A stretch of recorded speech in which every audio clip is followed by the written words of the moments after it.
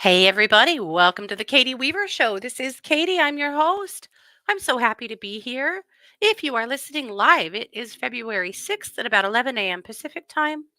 If you're listening to an archive or a replay, I also want to welcome you to the show.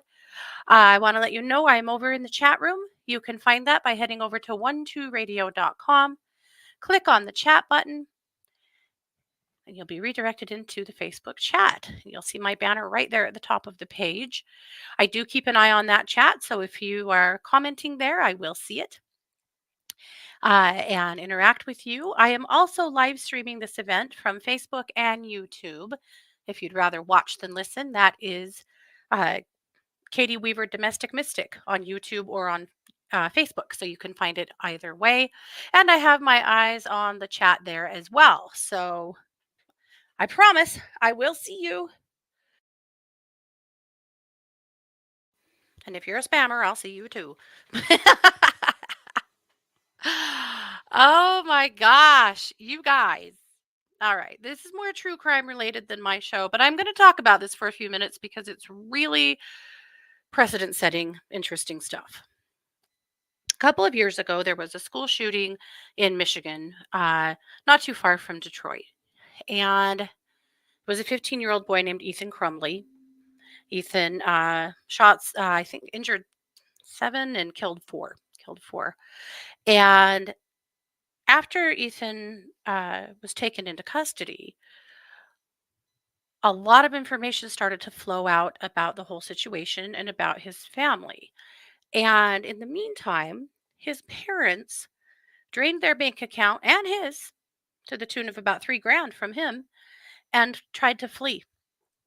And they were wanted for questioning because there was some serious questions about their culpability with the gun that he used.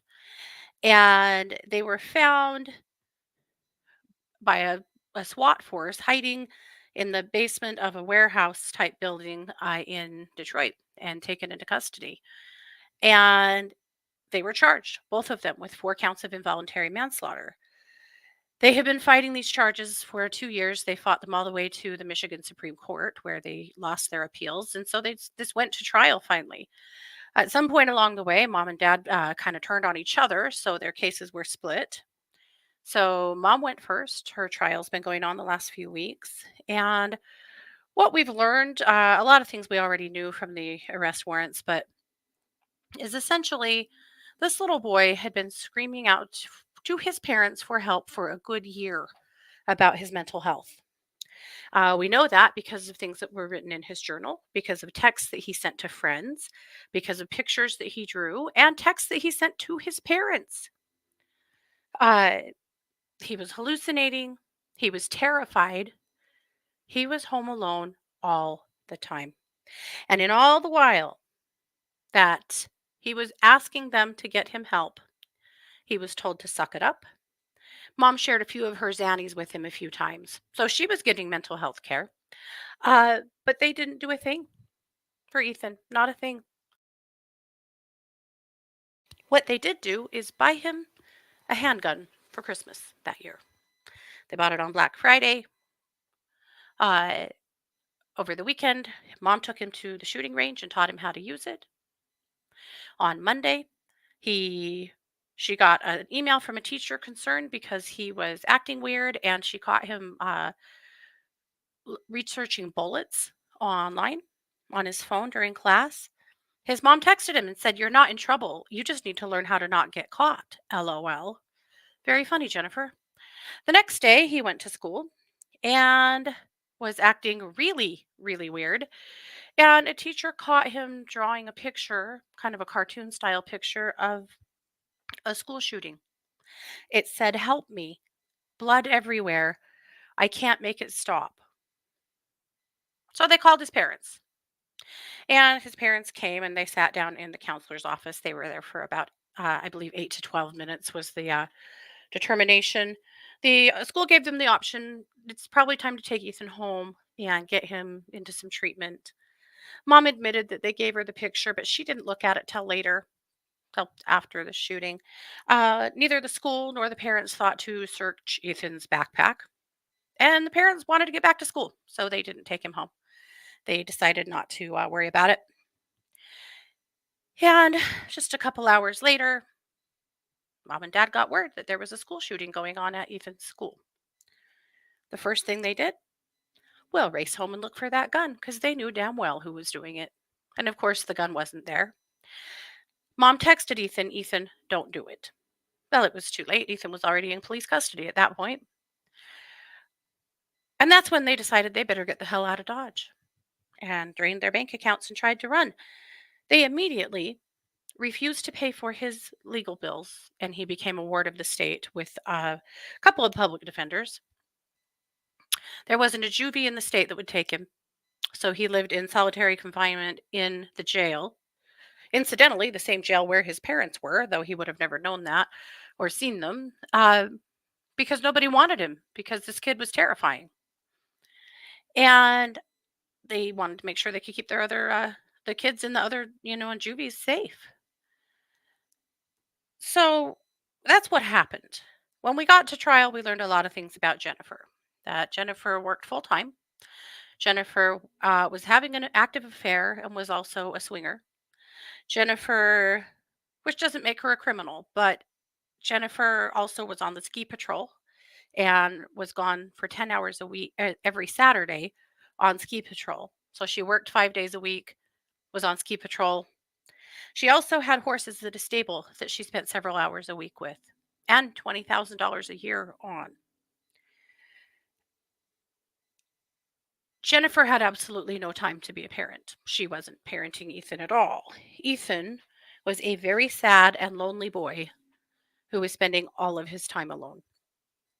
At the time of the shootings, his dog had recently died, and his only friend in the world had been sent by his parents away to a mental health care facility because of his OCD and other mental health issues. Uh, Ethan was completely failed. And that's why the prosecutor said, you know what? We're charging the parents. They have completely failed this kid. And then they put a loaded gun in his hands. And the results were horrific. So it's a precedent setting case because what do we do in all of these school shootings? And we wring our hands and we say, what can we do?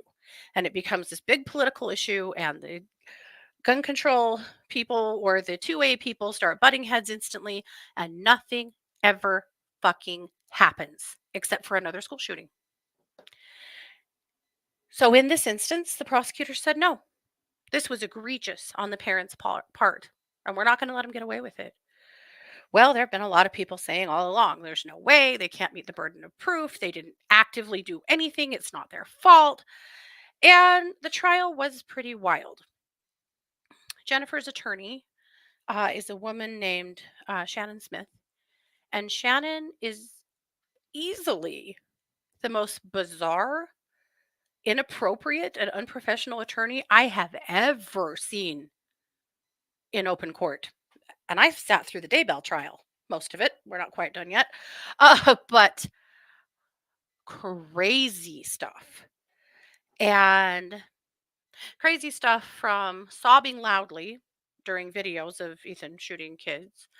Crazy stuff like making a joke about wanting to kill herself when her computer didn't respond to her correctly.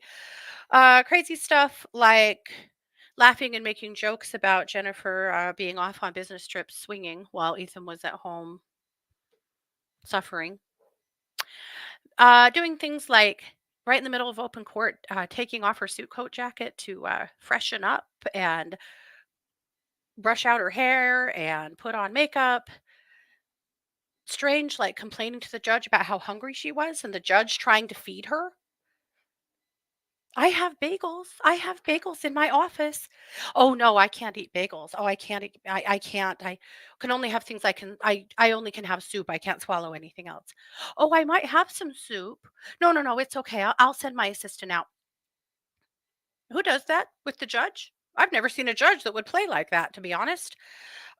So many wild things in this case, down to the closing, where Shannon Smith spoke for an hour and 45 minutes about what a terrible parent she is, trying to make a point that raising teenagers is really hard. We're all doing the best we can. Hey, if I like to cook, if one of my kids took a butcher knife out of the butcher block and murdered someone, would I be liable because they used my knife? Hey, I own my kids' cell phones. If my son sends a dick pic to somebody, does that mean that I would be held liable for child pornography? A lot of not apples to apples kinds of arguments, but she went on for over an hour about her own kids, about essentially proving the point about what a crappy parent she is, and about how unhappy her kids are, and essentially about how neglectful she is to her own kids, trying to prove a point to the jury, trying to relate to them, apparently. I was very nervous, to be honest, that this jury was going to hang because they didn't come back yesterday. They deliberated all day. They asked a couple of questions that made me a little nervous. And I was kind of expecting today that I didn't think we'd get a not guilty, but I thought we might get a hung jury. But no, we didn't. They came back this morning, just about a half an hour ago, with a guilty on all charges verdict. Now, dad is up next. His trial will start in the next week or two, and Jennifer will be sentenced in April. Why does it matter? Why am I talking about a true crime case on this show? Well, because it really matters. Because we aren't going to get legislation at this point that helps with gun violence. We're apparently not. If we didn't do it when a classroom full of kindergartners was gunned down, we're sure as hell not going to do it now. What we are going to do, apparently, is have prosecutors that are brave enough, when the situation calls for it, to charge the person who bought the gun. I don't think that every parent of every school shooter should held be held accountable. I don't think that's how this should work. I don't believe that's true. But I do think on an individual basis, when a minor has weapons, the first thing we should be asking is, where did they come from and how did they get them? Ethan, by the way, pled guilty, and in his sentencing hearing said on the stand that the gun was not locked up and was easily found in his dad's nightstand where he knew it was being kept. Do you guys know how easy it is to secure a gun? A handgun just requires a case. Those cases are less than $100, a whole lot less expensive than the gun. You can get trigger locks for these guns that are fingerprint scanners so that only you could get a trigger lock off that gun. Nobody else. If you can afford to buy guns, can't you afford to keep them safe? I don't understand this. A lot of two-way people have been watching this case and pounding their chests and flailing their fists, and they will continue to. And this case will be appealed and appealed and appealed into infinitum. But what we heard from that jury, and the jury, by the way, was 6 men and 6 women, and most of them were gun owners. They weren't people who just stand firmly against guns, not at all. But what they heard was a very sad and disturbing story about a very disturbed little boy who did not get the care from his parents that he needed to have. And then they put a loaded gun in his hands. That's what they heard because that's what happened. It'll be very interesting to see what happens with dad's case. I don't know. Uh, he had his own reasons for being neglectful and never home. But for now, this is the precedent that has been set. Now, does it mean that every time a kid shoots somebody, their parents are going to be charged? Not at all. This took a very specific prosecutor and a very specific set of circumstances to make this happen. But it does start to lay some groundwork that if you purchase firearms and you store them in your home and they are not secured, and a minor child gets a hold of that firearm and commits a crime or perhaps an accident, you will be held liable and responsible, not just financially, but perhaps criminally as well. I think this is a way for us to start moving forward with keeping kids safer from guns. It's a long game, unfortunately, but it's something. So I'm sharing it with you guys because I think we should all know about this case and the precedent that it is setting. It's an interesting one. It's a very, very important one. So here we are. Well, hi, guys. Not what I was here to talk about, but this literally just happened and it's all that's in my head. And I'm really, really glad to see it. So we'll see. Jennifer could be sentenced to up to 60 years in prison. She won't be. This was her first offense. She's already done 2 years. I would imagine she gets somewhere around 12 months or 12 years, sorry. Something like that. I mean, Ethan's in prison forever. That's a done deal.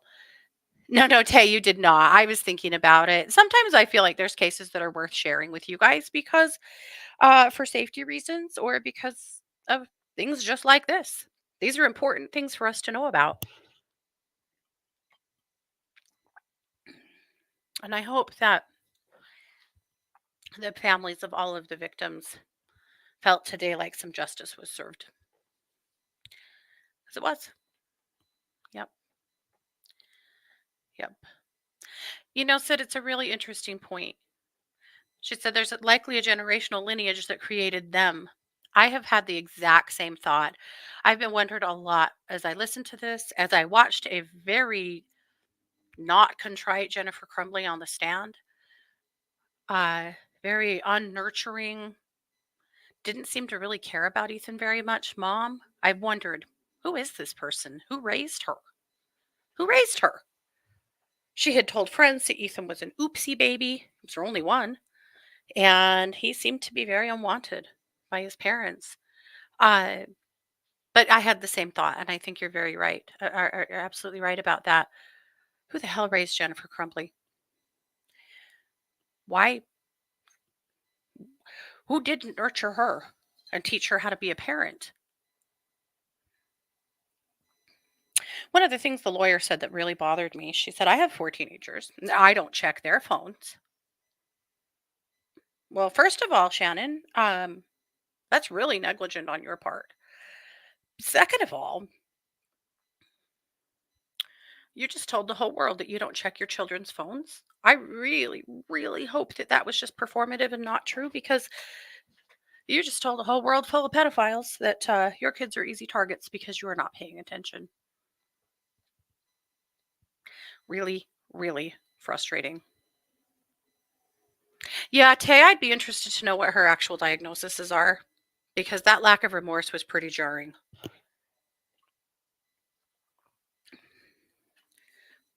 The prosecution asked her if she would have what she would do differently, and that bitch said nothing. She said I wouldn't do anything differently. She wouldn't do anything differently. She wouldn't try to help her poor little kid. I'm so sad for Ethan. Ethan's terrifying, and Ethan needs to be where he's at. But I'm so sad for Ethan. I can't imagine how many scary, lonely nights. There were texts of him texting her many, many times in a row with no response, late at night, begging her to respond. He was like 14 at the time, and always home alone, and mentally ill, and terrified, and lonely, and needed a parent, and he sure didn't have one. Okay, we'll stop talking about it and move on to other things. But again, these are the kind of cases that we have to talk about and think about. All right. I thought that we should open up today with some drumming. Uh, yeah, I think we'll start with it. And here's why. Because we're talking today about getting some of your own inner sass going. I think now that we have made it through the year of January, it's time for us to shake off the dust and start getting ourselves back. And everybody needs a whole lot of sass right now to get right through it. So, my article this week is about working with Morgan Le Fay to pull out your own inner sassiness. But I wanted to drum first to empower you. So, I'm going to do two things. I'm going to drum first for a couple of minutes to just shake off the dust. So then the cobwebs. So in the first drumming, all you have to do is focus on the tones of the drum, the frequency, the vibration of the drum, and just hold space that you're going to allow anything that you're carrying that's no longer serving you to fall off.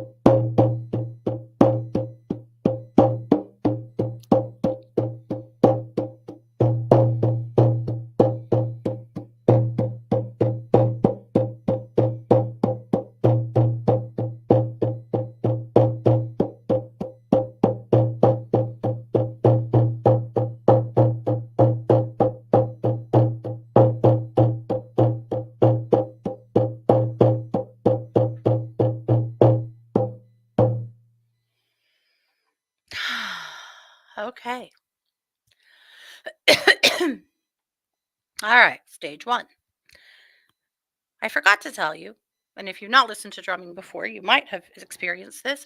Some people have fight or flight when you hear the drum. I actually do. And I'm the one playing it. But I know a lot of you guys do too. It's an interesting sensation for me, and I had it there about halfway through that drumming. I it is this sense that maybe you should just run away or turn it off or get away. It's because it's penetrating, it's getting in, it is doing its work. Try to breathe through the flight if you can and stay and just keep breathing and know that you're safe. It's an interesting phenomena. I think it means that the drum is doing its work. And about halfway through there, I had a huge rush of anxiety pass through my chest, and I remembered that feeling and went, "Oh yeah, there it is." It was a great release, but sometimes that's a little disconcerting. All right, so I'm going to drum again. This time, I want you to allow the frequency of the drum to permeate your solar plexus, balancing it, empowering it, and expanding it, filling up with bright yellow light, surrounding you with it while I drum.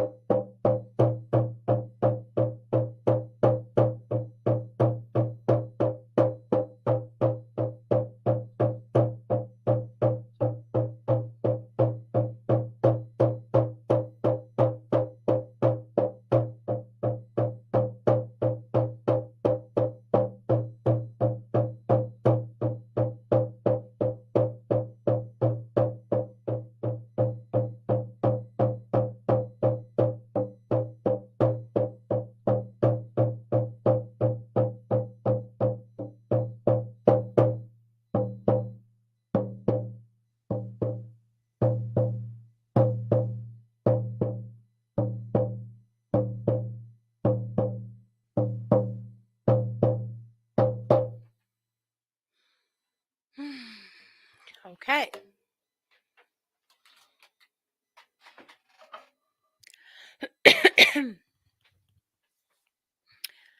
All right. Well, that cleared out some stuff for me. I hope it did for you guys as well. Pamela wanted to know if that fight or flight response could be an ancestral response. Certainly it could. Yeah, I would agree with that. Yeah. Sid said she was moved to do somatic therapy to shake out her hands and arms and stomp her feet. She said, I didn't feel anxious, but similar to when there's a beat or rhythm in your space and your body is prompted to respond. Yeah. Oh, I like that. Any of that movement is helping you to move energy. So that makes sense to me. Said, nice. Okay. I'm going to hop in the other chat room here real quick.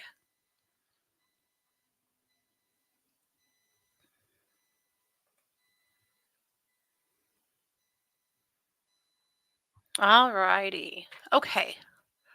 I think let's go ahead and take a look at Luminous. I've got several things in there that apply to us today.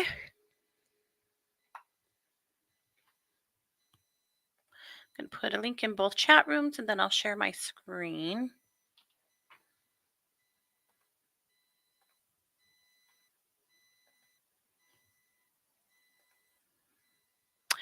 I chose a cover today of Morgan Le Fay because we're talking about her and, well, obviously, right? Okay. We stayed home this weekend. Scott has been sick. I don't know what he's had, the flu, maybe COVID. He's been really tired, but no, didn't lose his sense of smell or taste, so that's good. But uh, he has been quite unwell. We should have been in Boise this weekend at a basketball game, but he just wasn't up to it. So we rented pizza. What? We ordered pizza. We watched the second season of Reacher. We watched basketball. We laid around. We pretty much stayed in our jammies for 2 or 3 days, and it was pretty great. But by yesterday, we had had enough of this house and enough of being here. So we had to at least get out for a little while. But I don't think it was RSV, it was more sinus. So yesterday, he felt quite a bit better, but he was just so tired. And today, he seems to be quite a lot better. So, yeah, I did not get it. So, and all those things. uh, I don't know if it was COVID. He didn't test. He didn't lose taste and smell, and he always has in the past. But that's true. If it's a new variant, maybe you don't with this one. I had COVID in October, and he didn't. So it kind of made me wonder if it was COVID because I didn't get it. And maybe I still have, I'm holding on to some antibodies for dear life. Uh, I know, Sherry. I love Reacher too. And Reacher's hard. Reacher's on Amazon. If you don't do violent shows, you will hate this show. But we loved it. Season 1 and season 2. Yeah. Yeah. So I had said last week that some prayers for Scott's family would be appreciated, and I didn't really share more because I didn't know what else to say yet. Uh, about 10 days ago, we received a call about 6 o'clock in the morning on a Friday from Scott's sister. She was hysterical.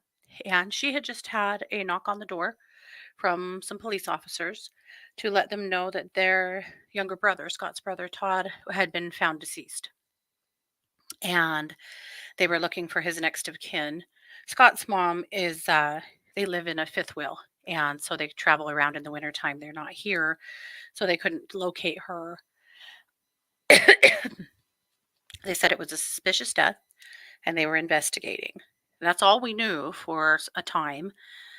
And then we learned more and more. And now we think we have a better part of the picture. There's still some questions that we don't have answered, but we're waiting on some things.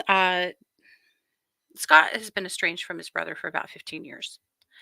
And the reason why is because of addiction and just him being a very unsafe person. And about 15 years ago, we decided that we needed to choose our children and keep them safe from this person, from this lifestyle, from the never ending stream of lies and theft from us and just all of it. And unfortunately, We could not. He was one of those people that if you opened the door a crack to help them a little bit, you might as well give him your debit card because you're done.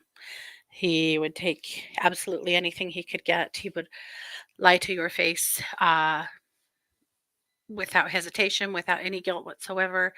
He actually had a diagnosis of antisocial personality disorder, which essentially is a lack of conscience.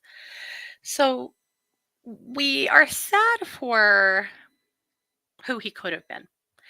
As a little boy, remember I started dating Scott when we were 14. So I've known his siblings since they were young kids. And as a little boy, Todd had a lot of promise. He was super smart and he was an excellent athlete. Everything came easy to him. But he also had some psychological issues that went completely unaddressed. And he suffered quite a bit of abuse at the hands of his mom. And so it's been an interesting dynamic for us this last 10 days because we are no contact with mom and have been with Scott's mom. We have been for more than 10 years, 12 years, about 12 years. And we've been no contact with Todd for longer than that for our own sanity and for the safety of our kids. And so, yeah, it's been an interesting thing trying to support his dad and sisters through this because, of course, it's a blow.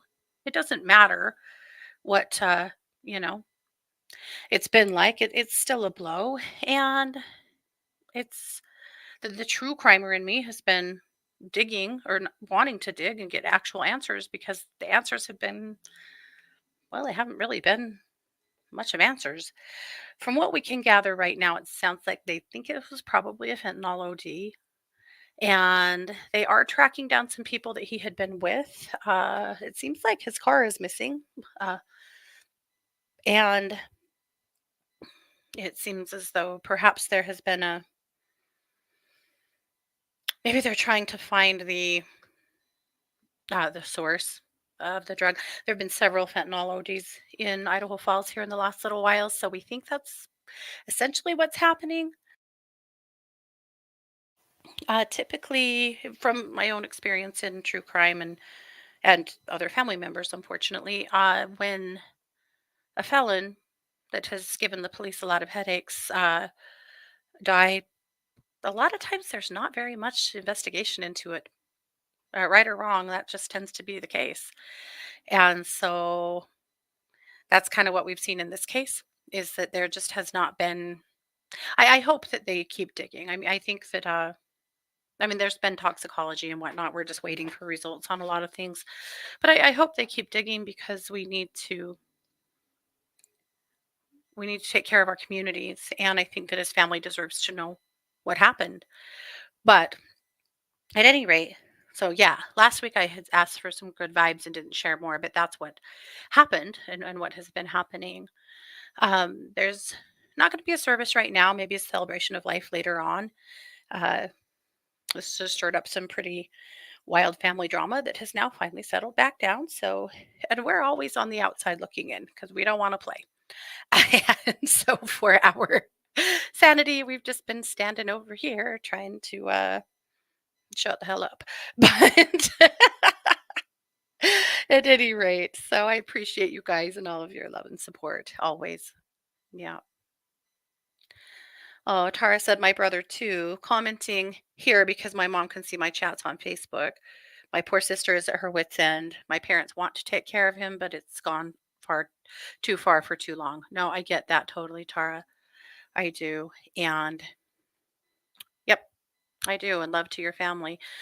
We've waited for this call for a long time because we figured at some point it was unfortunately probably coming. Yep. Oh, Tara said they all live in the same household and nothing is changing anytime soon. He was hospitalized with an OD a couple of years ago, and nothing has even changed. It's such a hard thing to see. Oh gosh.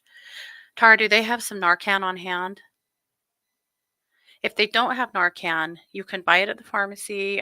You can even sometimes get it for free. I'm not sure how they do it in Canada, but they should really have some Narcan in the house for that reason. So, Narcan is a drug that basically floods your system with adrenaline and overcomes opioid uh, overdoses. So it's something that, because of the fentanyl crisis we're having, is something that a lot of people have on hand just because. Yeah, wild. A lot going on. All right. Well, let's go back to Luminous. So, again, I called this magazine the Super Sass Edition because it's time to get your inner sass out of the box. If you've been keeping her under a rock, it's time to let her out. We all need it. We got to stand up for ourselves. We got to stand up for our world. We are needed, ladies and gentlemen. We are needed. The call is coming. All right. So, my article is Unleashing Your Inner Sorceress, Embracing Morgan Le Fay's Strength and Sass. So, who's Morgan Le Fay? Well, it depends on who you talk to.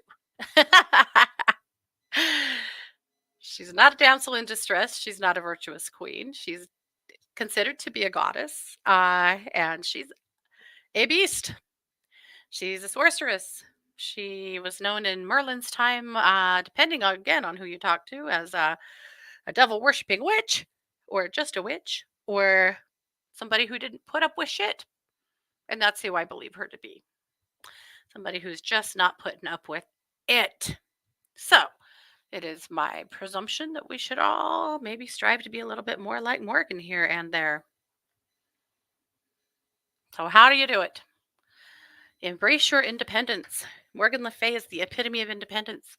She doesn't wait around for a knight in shining armor to rescue her.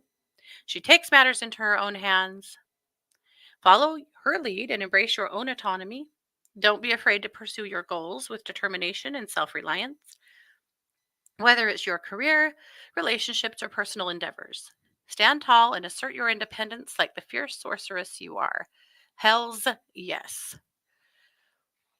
When I was thinking about the magazine this week and what theme I wanted to embrace and what I wanted to call it, the words that came through to me were Tawanda. Are you familiar? I've talked about it here on the show before, but you might not know. But maybe you do know. That's a phrase from Fried Green Tomatoes. And this is when the heroine of the story is, well, crashing over and over again into the car of the rude teenage brats in the parking lot at the grocery store, the Piggly Wiggly, I'm pretty sure, uh, yelling, Tawanda! This was her empowerment phrase. And ever since I watched that movie when I was a kid, Tawanda has been a phrase. If you're going to open up a can of Tawanda, somebody is effed. That's what I know. Own your own magic.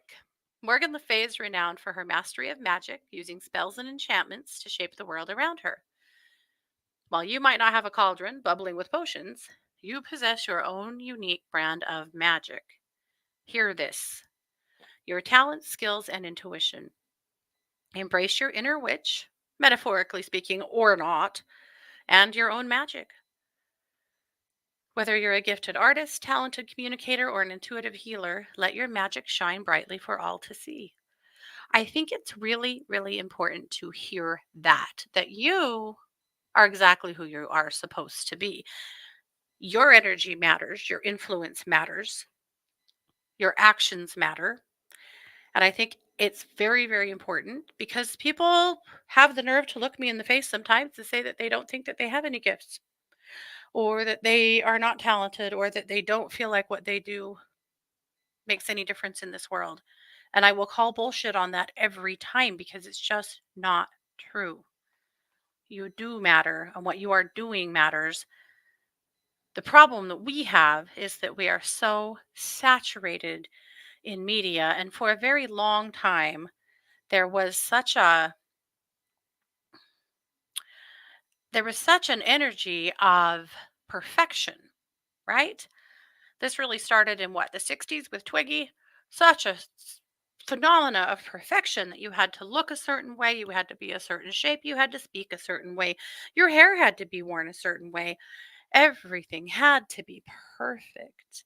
Now, I think it's an interesting thing that with the advent of YouTube and TikTok and other social media platforms where you're not just showing a staged picture, and telling a staged story about what you're showing, but you're showing more of you. That we're getting away from that sense of perfection. I mean, it's slow. The media still would like to see us there. Advertisers want to see us there because when you let your freak flag fly, you're a lot less likely to buy their stuff. But we're getting there more and more all the time. So don't compare yourself to someone else. Compare yourself to you because however you're doing things is right for you. And that is worth honoring. Okay, embody confidence. Confidence oozes from every pore of Morgan Le Fay's being. She knows her worth and she isn't afraid to flaunt it. Channel her confidence by standing tall, speaking your truth, and owning your space. Don't shrink yourself to fit into society's narrow expectations. Embrace your quirks, flaws, and eccentricities with pride. After all, it's your uniqueness that makes you truly magical. I think I already pretty much just spoke on that. But for real, though, just be you. That's good enough. That's exactly what you're supposed to be. Embrace your wild side. For some of you, this is a lot easier than others. Some of you were raised in families, in societies, in cultures where that really wasn't allowed. Some of you weren't. Some of you were allowed to, you know, be wild and crazy. Some of you had parents that were too. And so it's easier for you, but embrace your wild side. Morgan Le Fay is often depicted as a wild, untamed spirit, dancing on the edges of conventionality. Embrace your own wild side by tapping into your primal instincts and passions. Whether it's dancing under the moonlight, communicating with nature, or indulging in a little harmless mischief, let your inner wildling run free. Life's too short to play by society's rules. Embrace your wildness and revel in the freedom it brings. I think for women, this is best described in purity culture. That a woman who is sexually free and uh, more promiscuous is called what? A whore, a slut, a trollop, lots of other things. What do we call men that are sexually free? There isn't even a term for them. No, we've made them up. We say like man whore, or he slut or something maybe, but we don't put those terms on men the way we put those on women. Women who allow themselves to dress however they choose. Women who have sex with who and when they choose to. Women who swear. That is still a thing, believe it or not. Women who speak up and have a voice and don't mollycoddle people around them. Well, they're the ones that get shamed. We've gotten further and further away from that, and we continue to move away from that. But boy, we have some double standards there that we have to continue to blow out of the water. Yeah, we call men studs, right? We actually give men credit for having lots of partners, whereas we tear women down for the same stuff. Wild. Forge your own path. Morgan Le Fay is a trailblazer, forging her own path in a world dominated by men. Weird, what? Follow her lead and dare to defy expectations. Don't be afraid to march to the beat of your own drum, even if it means going against the grain. Trust your instincts, follow your heart, and chart a course that's uniquely yours. Remember, the most magical journeys are the ones that veer off of the beaten path. Love it. I did an experiment one time in the grocery store. It was based on something I had heard someone else say that women defer to men in ways that they don't realize. So the experiment was to walk through the grocery store and not get out of men's way. Push your buggy right through that store and don't veer out of men's way or anyone else's. Claim your space. I was shocked. Wherever men were standing, whatever they were looking at, whatever they were doing, they weren't moving for women or anybody else. They were standing their ground, doing their thing. It wasn't openly aggressive in any way, of course. But what it was women skating around the men. Don't believe me? Go do your own experiment. And also stand your ground and don't move and see what happens. Very interesting. The other one I was challenged to pay attention to was when you are in a group, and I'm not bagging on men per se. This is just the way our culture has been. And this is an interesting one. I've noticed this with many men around me who I don't consider to be misogynists or anything of the like, quite the opposite. But when two women are having a conversation and a man walks up to them, they will stop talking and bring him into the conversation as a rule. When a woman walks up to a couple of men talking, they will just keep talking. They don't stop and defer to her. They don't stop and draw her into the conversation. They expect her to stand there and wait until they're done talking or to insert herself into the conversation, maybe, but there's no deference to her. I have witnessed that many, many times. Now, are these harmful things?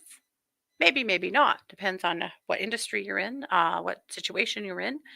They're just observations, but it is still observations of the world that we live in. Even here in the year of our Lord 2024, we are still experiencing this. It is very interesting.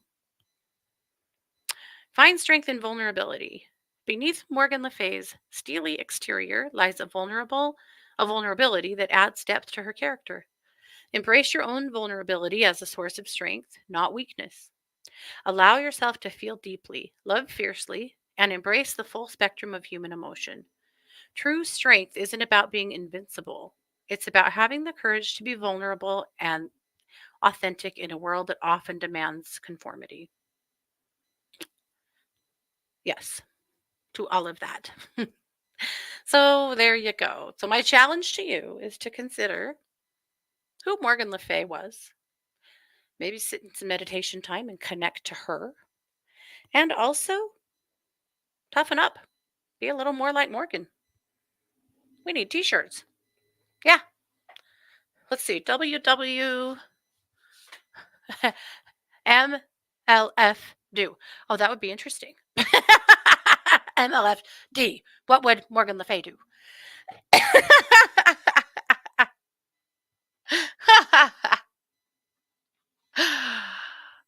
Okay, that's fine. If that was sacrilegious to some of you, I apologize. Okay. Kelly says, new moon in Aquarius. Time to get out of the box. We are, Kel. We're trying. I promise. Morgan's helping us. She said, hey, bitches, you know what's fascinating to me about astrology? No matter where I look, there are synchronicities. The peak event this week is the new moon in Aquarius, and most of the other aspects and transits are also echoing similar energy. It's wild, so let's look at it. I highly recommend that you read up on the rest of what she has to say about the week and that you join her Patreon so that you can read her full scopes every week because they are very worth it and they're an amazing guide to your week ahead. So if you're interested in her Patreon, just go over to patreon.com, House of Bleep.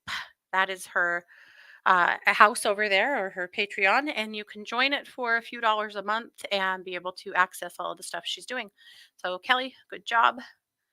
And I'll tell you something, and I've talked about her Patreon a lot, and I'll continue to talk about her Patreon a lot because when Kelly was considering doing a Patreon, we had discussed it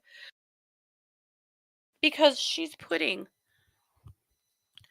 many hours. I don't want to put a number on it because I don't know, but I'm going to assume she's putting around 20 hours a weekish, if not more, into the work that she's doing.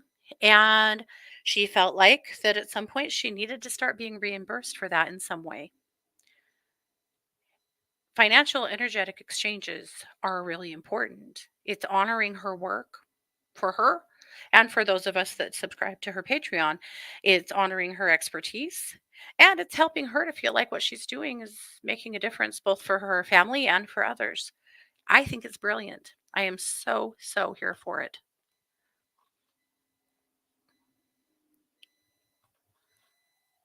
Okay. Alrighty. To comfort your heart and lighten your mood, diffuse a blend of rose oil and grapefruit oil. Guys, I'm telling you, if you need a boost, get some grapefruit oil. My gosh. It is such a powerful way to lift your vibe. If you're feeling low and flat and you've got the January blues that followed you all the way into February, I'm telling you, grapefruit and rose, that is a winning combo. Years ago, when I had healing hands, a man walked in the door one day, an older gentleman, on a Saturday, and he said, "What have you got that'll make me feel better?" And I was like, "Well, I don't know. What are you feeling?" He says, "Just blue, just like feeling like shit. What would make me feel better?" This guy's not metaphysical at all. He has no idea why he's there. He just came in. I was like, I said, "How about an essential oil?" And he said, "Yeah, for sure. Great. Whatever. I just need to feel better." Okay. So I sold him a bottle of grapefruit and visited with him for, I don't know, maybe 20 minutes, 30 minutes. Interesting old guy. Just was very alone in the world and was really feeling crappy. All right, fine. And he mentioned a friend that had actually told him that he should come in and talk to us and see what we would suggest. Normally, I would have suggested more things. Let's do some energy work. Let's get you in for a massage, maybe. Let's, do some things like that. But he didn't seem to be interested in the metaphysical angle of things at all. He just wanted to feel better. So, anyway, I sold him a bottle of grapefruit oil. I told him, just smell it. Just smell it. That's all. I said, you can, if you have a diffuser, you could diffuse it. But if you don't, that's okay. Whatever. He came back in on Tuesday. This was a Saturday. So he came back in on Tuesday.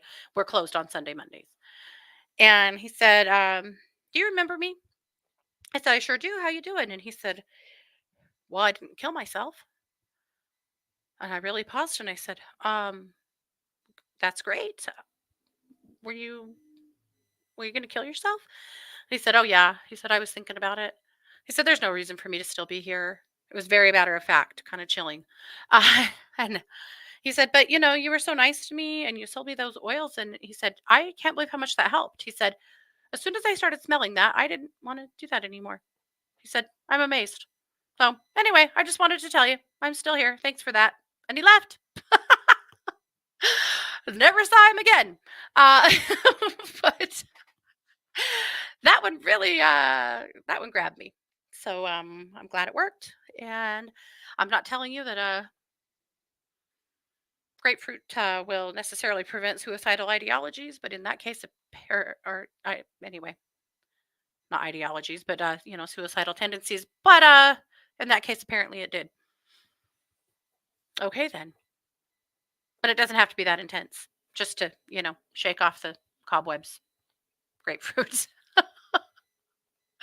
Okay. Christy brings us her Shakti manifesting energy exercise this week. As you know, we were on Verdict Watch with Jennifer. There's a lot of other things, of course, going on in the true crime world. Don't forget to check out Christy's new page, Fidget Whimsy. All you have to do is click on the top. This is a clickable link, and it'll take you right to her Instagram. And she's just rocking it over there, making all kinds of cool stuff and having a ball. Okay. St. Bernadette. Anita brings us St. Bernadette this week because it is her birthday week. Not her birthday week. It's when she started seeing apparitions of the Mother Mary. So this is a fun one to read up on and learn more about, especially if you've never heard of St. Bernadette before. And then Jamie Dawn has a brand new video. How do we express ourselves in our own unique way? Manifesting our hopes and dreams. Awesome. And you've probably noticed that Jamie has returned to radio. And how exciting is that? I also have a bunch of new meditations over at Planet Meditation. I have a brain reboot with binaural beats. I have a guided meditation that I performed to connect to Archangel Ariel for grief. I also have a guided meditation for connecting to Archangel Michael. And then uh, the meditation's just simply for sharing your light and warmth with the world.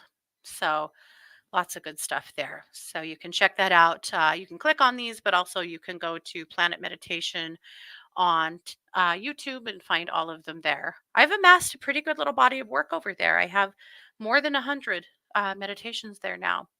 So some of them are guided, most of them are not. Some of them are just easy listening, and some of them are very specific, like binaural beats or solfeggio tones and things like that. And that's it. So that is Luminous. So hopefully you found a few gems in there that will help you out. It's always the goal. Yeah.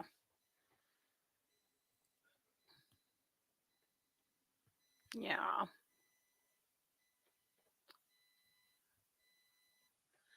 Lillian said, makes me think of Bud. Oh, of Bud and Buddha, that is 92, about to transition. He told his niece that it was time. Oh, but 92. Oof. Sid said, that's a great story about the power of grapefruit oil. Even smelling a grapefruit at Walmart gives me a boost, right? Yeah. I really want to eat grapefruit. I really want to. And I buy it in the like the little cups, and then I practically never eat it. I don't know why. I've thrown it away so many times. There's something about it that draws me in, but then the idea of actually eating it, like, I don't think I can do the acid maybe. but but by God, I buy it. Oh, lordy. Oh, Tara's kids go to a school named after Saint Bernadette. That's cool. Yeah. Sherry does not like grapefruit. Yeah, yeah. For me, it's the pink grapefruit that's already sweetened in the little cups that are cold and juicy, and they really are delicious, but I don't know why. I can't bring myself to eat them after I buy them, so apparently I don't like them either. Hey, Effie, it's so good to see you. Maybe we could boil it and smell it around the house, right? Just throw it in your diffuser. My diffuser broke. That's one of my goals today is to get a new diffuser ordered. I mean, it's probably died of an overuse injury, to be fair, but yeah, I did. That's true, Sid. It probably has a bunch of preservatives in it. That's probably true. I could buy a whole grapefruit. When I was a kid, my mom did that a lot. Put a little sugar on it and just like eat it with a spoon right out of the grapefruit. Yeah. Yeah, so did we, Tiff, just like that. Uh-huh. Oh gosh, you guys, this show has gone so fast. Thank you so much for being here. I appreciate you guys more than I can say. I hope that you have a great week. Again, get your Tuwanda on, please, or your Morgan Le Fay. Be a little bit more sassy than normal, or just the right amount of sass, whatever that is for you. That's true. Be careful with grapefruit with certain medications. It can be reactive. That's a really good point. Thank you for that. Yeah. Well, I will be back next week, same place, same time. You guys know the drill. Yes, to Wanda. This has been yet another production of the Katie Weaver Show here on 1 2 Radio, where we're changing the way you listen to the world.